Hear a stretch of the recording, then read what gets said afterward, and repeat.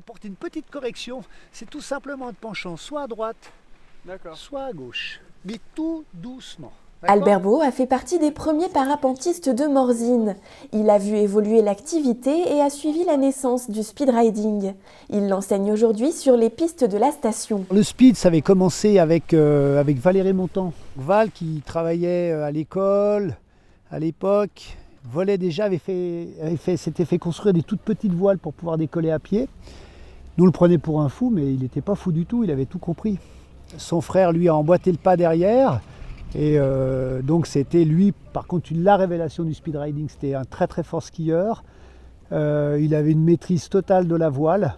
Mais voilà, nous on a pu, si tu veux, démarrer l'activité et s'imprégner de cette activité à 100%, justement parce que devant on avait vraiment des fers de lance, des gros fers de lance, quoi. Des fabricants de matériel pour le speedriding voient le jour. Certaines stations aménagent des espaces réservés. Une formation spécifique pour les moniteurs apparaît. Une formation qui a aujourd'hui évolué. On a passé une ICC de speedriding, c'est une unité de compétences complémentaires à notre brevet d'état donc de parapente.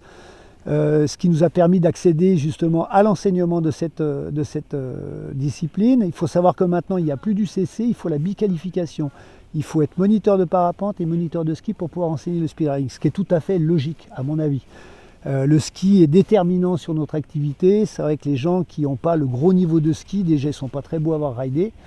Et puis c'est vrai que c'est vraiment une discipline liée, complètement liée, quoi. Mathias a déjà fait du saut en parachute, mais le speedriding est une première pour lui. C'est pas facile parce que du coup ouais, ça bouge vraiment énormément. C'est vraiment des petites voiles qui bougent beaucoup. Mais les sensations sont cool, ouais. Dès que tu t'envoles un peu là, c'est génial. En liaison radio permanente avec Albert, il apprend progressivement à prendre son envol. Les gens, tout doucement, ils commencent à se rendre compte un petit peu de ce qui se passe au-dessus de leur tête. Ils prennent confiance, c'est surtout ça qui est important au départ.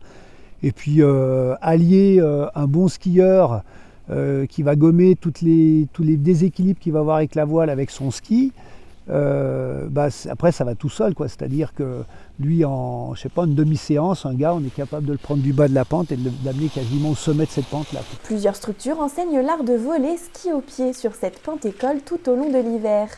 Un premier terrain de jeu accessible avant de voler un jour peut-être dans la cour des grands.